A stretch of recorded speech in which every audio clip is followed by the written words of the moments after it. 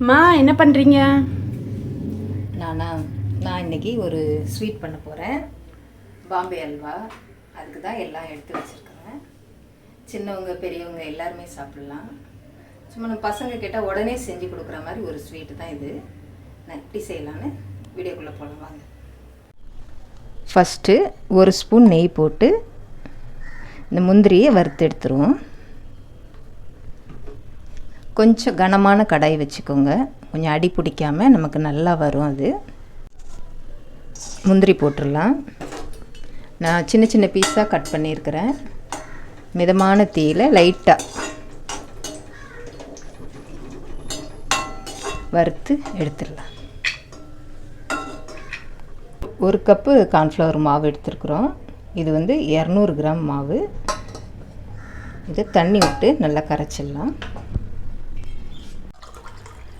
1 cup மாவுக்கு 2 cup தண்ணி ஊற்றுறோம்.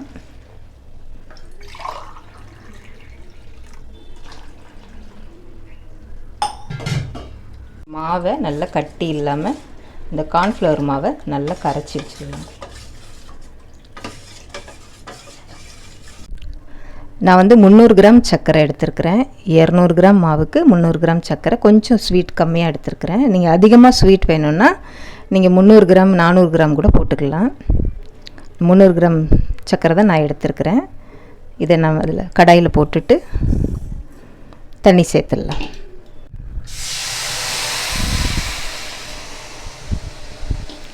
முந்நூறு கிராமுக்கு ஒரு 200 கிராம் தண்ணி ஊற்றிருக்கிறேன். நல்லா கலந்து விட்டுறலாம். கொதி வரட்டும்.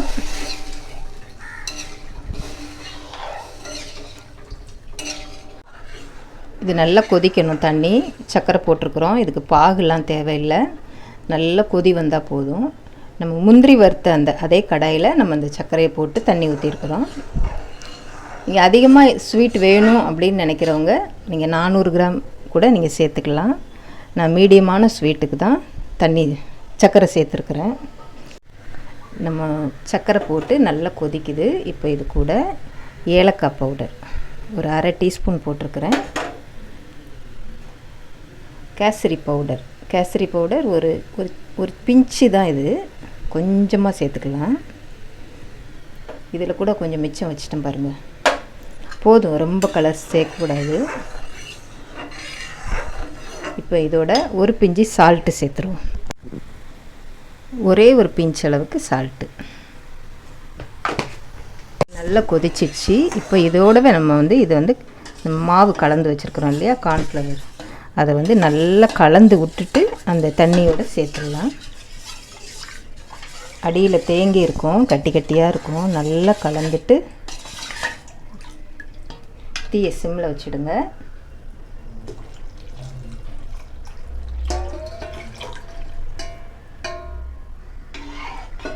இப்போ இதை ஸ்லோ ஃப்ளேமில் வச்சு மெல்லமாக கலந்து விட்டுறலாம்.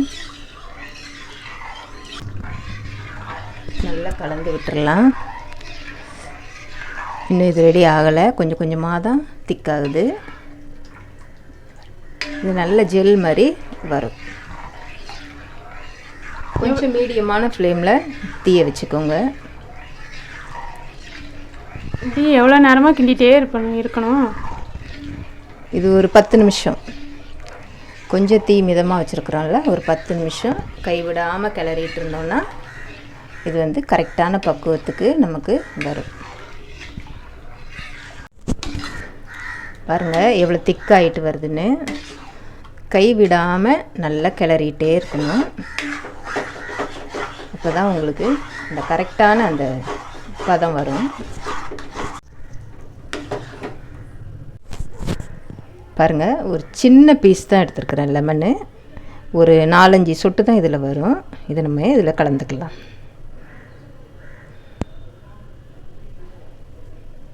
கலந்துட்டு நல்லா மிக்ஸ் பண்ணி விட்டுருங்க.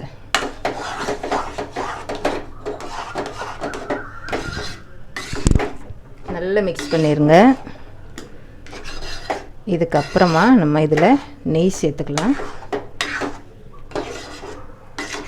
அல்வா பதம் வர இன்னும் நமக்கு டைம் ஆகும். பாருங்கள், ஒரு நல்ல ஒரு கண்ணாடி பதம் வந்திருக்குது. இப்போ இது கூட கொஞ்சம் கொஞ்சமாக நெய் சேர்த்துக்கலாம்.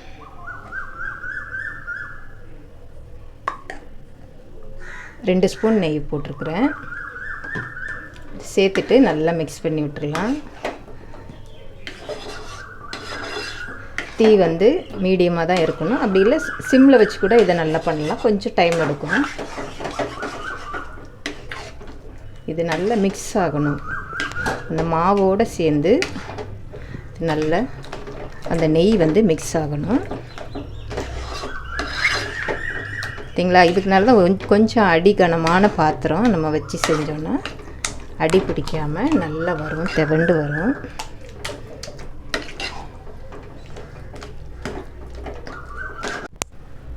மறுபடியும் ஒரு 2 ஸ்பூன் நெய் போட்டு நல்லா கலந்து விட்டுறலாம். நம்ம போட்ட நெய் எல்லாமே அது வந்து மாவு இழுத்துக்குச்சு.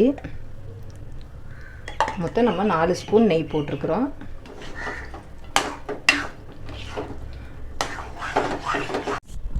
இந்த பிளேட்டோ இது மாதிரி ஒரு பவுலில் எடுத்து கொஞ்சமாக நெய் தடவிட்டு இது ரெடி பண்ணி வச்சுக்கலாம். அது ரெடியான உடனே இதில் நம்ம போட்டுடலாம். அல்வா ரெடியான உடனே இதில் தான் நம்ம வைக்க போகிறோம். இதில் வச்சு தான் நம்ம பீஸ் போடணும். 5 நிமிஷம் நம்ம கிளறி விட்டுருக்குறோம்.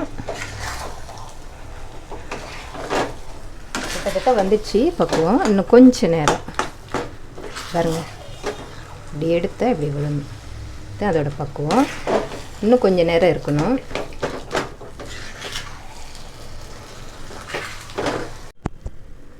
இப்போ இதில் நம்ம வறுத்த பொடி முந்திரியை இதில் சேர்த்துடலாம்.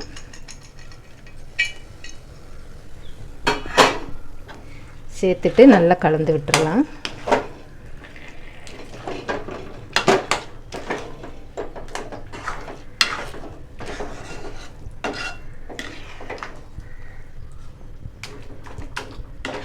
கிட்டத்தட்ட வந்துச்சு பக்குவமாக. இதான் இதோட பக்குவம். ஒட்டாமல் வந்து அது வந்து நல்லா சுருண்டு வரணும்.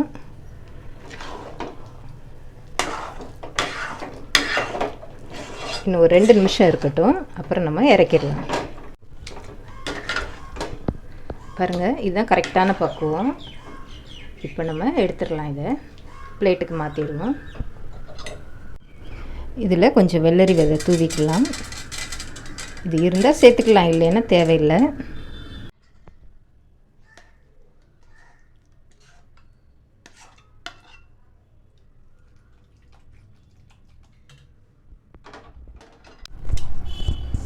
இப்போ நம்ம ரெடி ஆயிடுச்சு பாம்பே அல்வா. இதில் நம்ம பிளேட்டில் ஊற்றிருக்கிறோம்.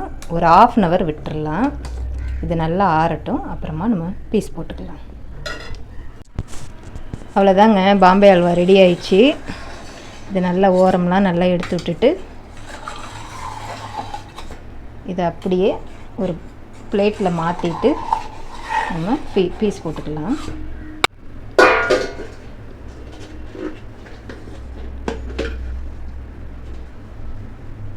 பார்த்தீங்களா எவ்வளோ அழகாக வந்திருக்குதுன்னு? ஒரு பீஸ் கூட உடையாமல் நல்லா வந்திருக்குது. இதில் வந்து ஃபுட் கலர் வந்து நம்ம கம்மியாக தான் சேர்த்துருக்குறோம். ரொம்ப கலர் வேண்டாம், கம்மியாக சேர்த்துக்கிட்டா நல்லது.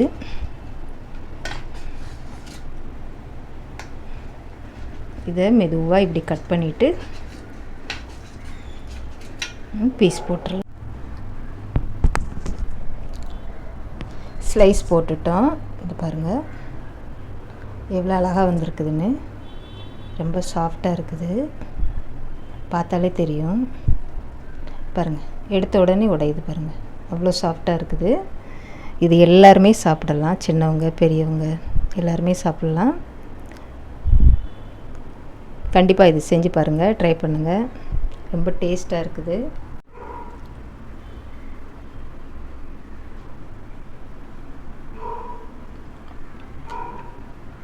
ரொம்ப நல்லா இருக்குது. சர்க்கரையோட அளவு மட்டும் கொஞ்சம் கம்மியாக சேர்த்துருக்குறேன் நான். உங்களுக்கு ஸ்வீட் பிடிக்கும் அப்படின்னா நீங்கள் நிறைய சேர்த்துக்கோங்க. 400 கிராம் சேர்த்திங்கன்னா கரெக்டான அளவாக இருக்கும். கண்டிப்பாக ட்ரை பண்ணுங்கள், ஷேர் பண்ணுங்கள், சப்ஸ்கிரைப் பண்ணுங்கள். தேங்க்யூ.